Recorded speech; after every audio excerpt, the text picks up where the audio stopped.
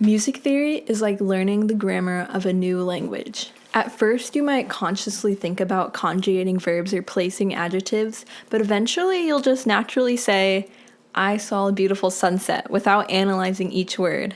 The same happens with music. You start by learning these theoretical concepts, but soon you're naturally reaching for that minor chord or perfect fifth just because it feels right. Hey everyone, my name's Rihanna and welcome to my new series about everything you need to know about chords.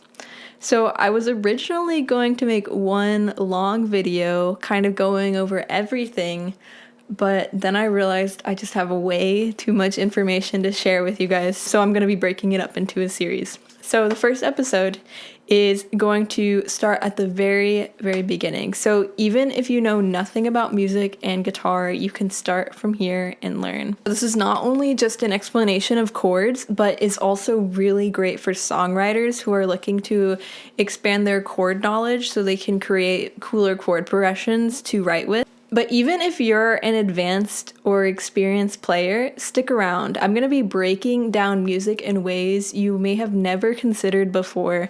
While we're starting with the basics, the perspective I'm sharing will give you a fresh lens on theory and will give you a strong foundation for the more complex concepts we're going to tackle in future videos. So let's get into it. Everything you need to know about chords. Episode 1.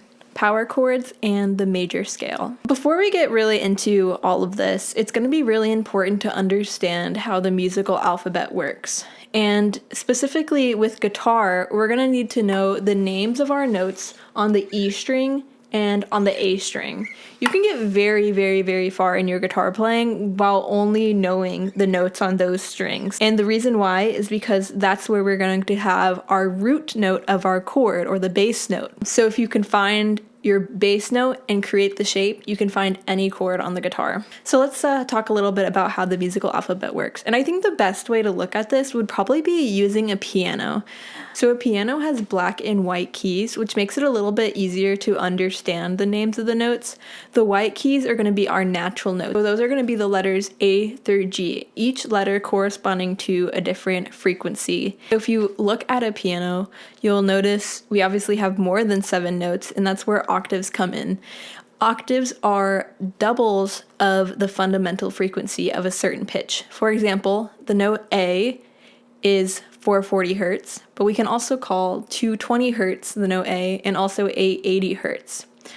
They're all the note A, but the ones that are lower frequency are obviously going to be lower pitch, and then the higher frequency ones are higher pitch. Then comes in the black keys, which are sharp and flat notes. To find a sharp note, you find the natural note.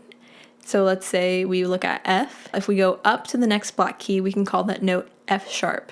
But each of these notes have 2 names to them. So we can also move down from G and call that note G flat as well. So there are sharp and flat notes in between the natural notes A through G, except for between the notes E and F and B and C. Now we can translate that over to the guitar, and it goes in the exact same way, where we're going to have alternating natural notes in sharp or flat notes, except for between E and F and B and C. So on the E string, that's going to look like E, F, F sharp or G flat, G, G sharp A flat, A sharp B flat, B, C, C sharp D flat, D, D sharp E flat, and E again, and there's our octave. And so you can do that same sort of process on the A string as well. And I'll also provide a little chart with the names of the notes just to make it a little bit easier. The first step to gaining a deeper understanding of chords is understanding the major scale. The major scale is a fundamental part of Western music theory. It provides a foundation for the majority of music you'll hear today. Let's look at the major scale laid out horizontally on one string. The major scale is a pattern of whole and half steps. A whole step is the distance between 2 notes separated by 1 note, and a half step is the distance between 2 adjacent notes. Here's the major scale pattern. We have a whole step, half step, whole step, whole step, whole step, and then half step. So if you play this pattern starting on any note, you will have created the major scale of the note that you started on. Because I just started that pattern on E, that's the E major scale, but I can do the same thing starting on G. And that would be the G major scale, or I can play it with the A string. And there's the A major scale.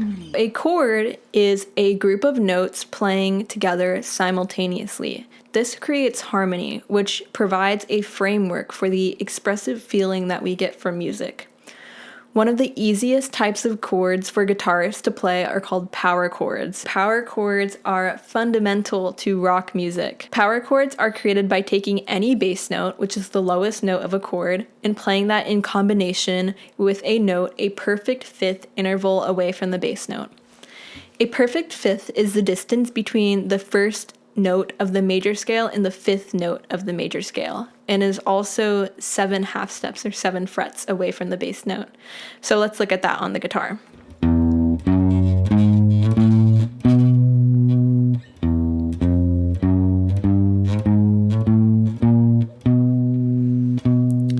So if we're playing that starting from E and finding the perfect fifth interval away from E, it's going to be the note B. This is one of the most stable and pleasant sounding intervals in music, so it is an interval you're going to see in the majority of chords and scales. So let's find that same note B on the A string, and then we can play the two notes together. This is A sharp, B. So let's try that power chord and see what it sounds like.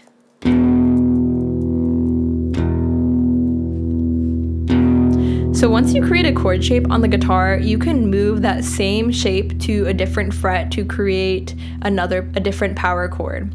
So for example, if we wanted to play a F sharp power chord, we'll just create the same shape where we have our bass note, and then going down to the next string, going 2 frets away, and there we have another power chord. Power chords are notated by the bass note you're playing and the number 5. So if I'm playing this E power chord, it'd be notated as E5. Let's create a chord progression using the E major scale in power chords. So if I play the E major scale here with that whole and half step pattern, that lines up with the notes E, F sharp, G sharp, A, B, C sharp, D sharp, and E. So another question you might have is, how did I know to use sharps rather than the flats? All of the major scales that you play should have one of each note name. So since we're doing an E major scale, if I used flats, we would also have the note E flat in it, so it wouldn't work out too well. So to give us a little bit more range, let's find those E major scale notes on the A string as well. So G sharp, A. So then now I'm on A, so I can go to the A string now. A, B, C sharp, D sharp, and E would be right there. We're going to use these notes that I found on the E and the A string that are a part of the E major scale as a guide for the bass notes of our chord. Musicians will often refer to chord progressions with Roman numerals numbered from 1 to 7. So as I talk about chord progressions here, I'm going to be using those Roman numeral symbols. A good chord progression generally uses the 1 chord to establish the foundation, providing stability for the chord progression. So in these examples, let's use our E power chord first to establish our key of E. So a safe place to move from the 1 chord is by either going 3 chords up or going 3 chords down, or moving by a fifth, so moving 5 chords up or 5 chords down. So with that, it gives us the options of using the 6 chord, the 3 chord, the 4 chord, and the 5 chord, which is also just basically anything except for the 2 and 7 chord. So let's create a chord progression using these other 4 chords. So I'm starting with the 1, and then maybe let's just kind of go down the list I made. So let's go to 6. So to find that 6th note, I'm going to go 1, 2, 3, 4, 5, 6. And there's our 6th chord. And let's go to 3. 1, 2, 3. let's find 4. So 1, 2, 3, 4. So we can play it here, but I can also play that as an open power chord. And then I had 5, which is just the next note up. So let's play that a little bit better.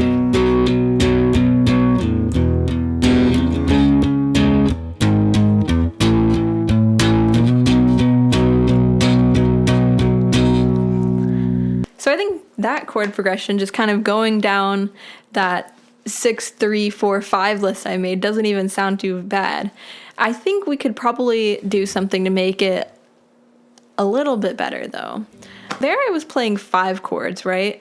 Maybe let's instead try just making a 4 chord progression. It might repeat a little bit better. So let's do 1, 6, 3, 4.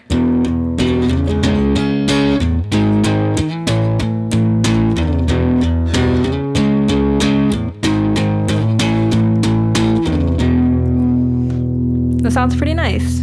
Let's mix it up a little bit and try a new one using the same idea. Maybe let's try 1, 5, 6, 4.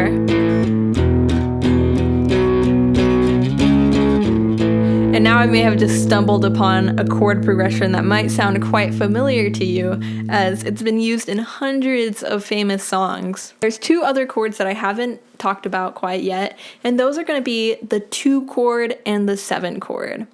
And they don't necessarily sound bad. They are just a little bit more dissonant than the other chords. But dissonance is actually amazing, and I think adds a lot more color to a chord progression. So if you're finding that using that set of chords just sounds very simple and basic, stick around because I'll keep adding more and more things to add more color. So I think the 2 chord sounds great, although I would hold off on the 7th chord a little bit, and let me show you why.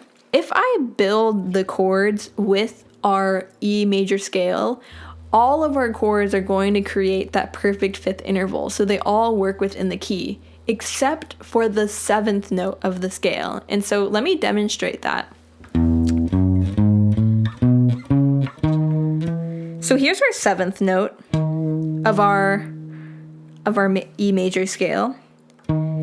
And if I wanted to create a perfect 5th interval, it would look like this, and that would make our 5th land on the note A sharp or B flat, which isn't within our key of E major. So actually what would be the technically correct way if we wanted to keep everything diatonic, meaning keeping everything to the key that we're in, it would actually be a tritone interval or a flat 5 interval. And you can tell it sounds really dissonant and unstable. So that's why it's not used as often. So for these examples, we're gonna avoid it, but feel free to experiment with it on your own, because I've definitely seen it in some popular songs, and I don't think it will always sound bad. I think there's ways to make anything in music work, really. So let's try a new 4 chord progression using any of the chords except for the 7th chord. Let's try this.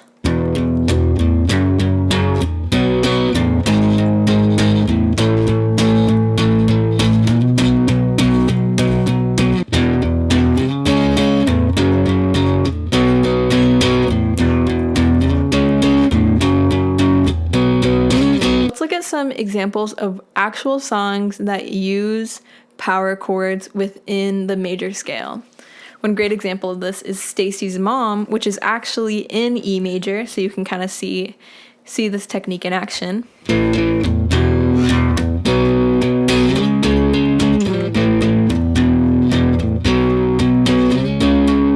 Another great pop song is Good For You by Olivia Rodrigo, which is in the key of D.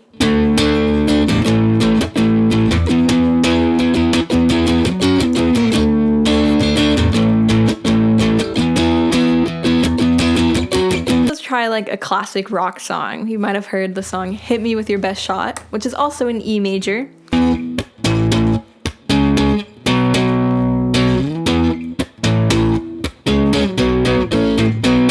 So now let's take the same idea, but use it with a different scale. the minor scale. So the minor scale is actually the same intervals as the major scale. It's pretty much all the same thing, except starting from a different note. So if we did that same exact pattern, but started on the 6th note, there you have your minor scale. So to demonstrate this, let me use that same major scale pattern in E major. But I'm gonna start at the 6th note and continue from there. To that, I'll go to the A string since it's a little bit easier. We'll have a little bit more range. So I'm gonna go to the 6th note of the major scale. 1, 2, 3, 4, 5, 6. And then I'm going to go up the rest of the major scale. And end again back at our C sharp. And now we have a completely different sounding scale. And the whole step and half step pattern for this is gonna be whole step, half step, whole step, whole step, half step, whole step, whole step. So let's translate that back to E, and we're gonna do an E minor scale.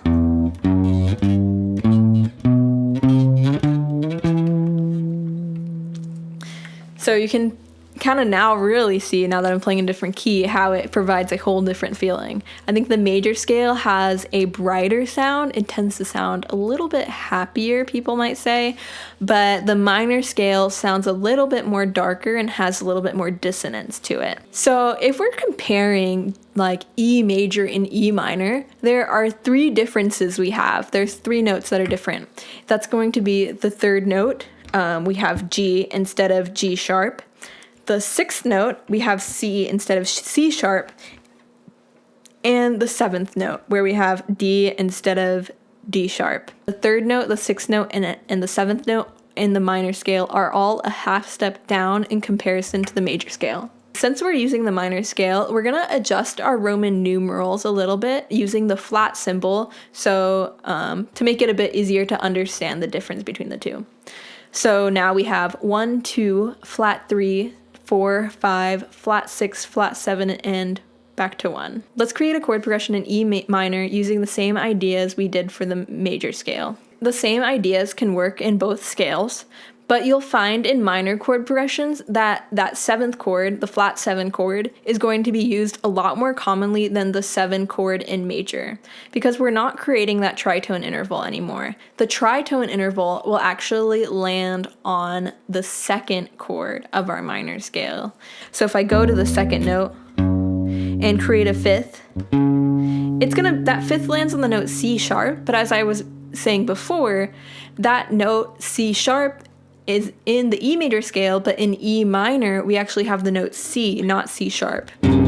So that would be where our tritone interval is. So I think a good rule of thumb would be to generally avoid that, although you can just use a regular 2 chord, and I think it sounds great, even though music theory wise, it wouldn't technically be quite in the minor scale. It'd go a little bit outside the key. Let's look at some chord progressions in E minor. Maybe let's take E, go to the flat 3 chord, flat 6 chord, and then 4 chord.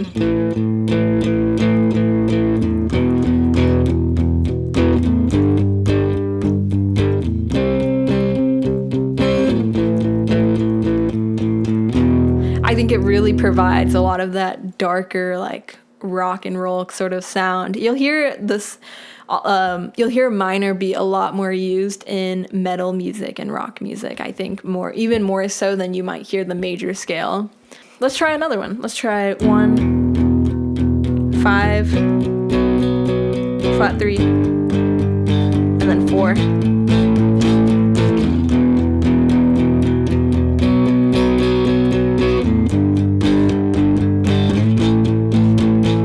So those might also be chord progressions that sound quite familiar to you.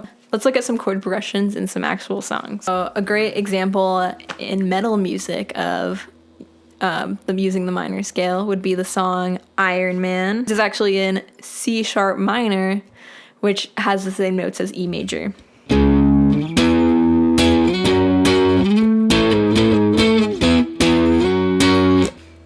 And then one more song I have for you would be Violet by Hole.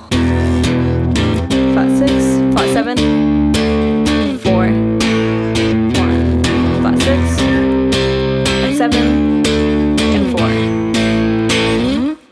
Now you can experiment using the major and the minor scale and see if you can create your own chord progressions. Start by picking a key and decide if you want your song to be in major or minor. Visualize that scale on the fretboard on the E string and the A string using the whole and half steps pattern. Play those notes on your guitar and use them as the root notes for the power chords. Experiment with different rhythms, the amount of chords you use, and the length you stay on each chord. I think a great way to practice this would be maybe using like a drum track you can find on YouTube, so that can help you stay in time. It's a little bit more fun than just using a metronome straight up. I'll do this a lot with my students when I'm teaching, and it makes it a little bit more fun. And feel free to steal any of the chord progressions I used as an example in this video. Next week, I'm going to go over triads in the cage systems. So if you liked this video, please leave a like, a comment, and subscribe for more fun guitar content.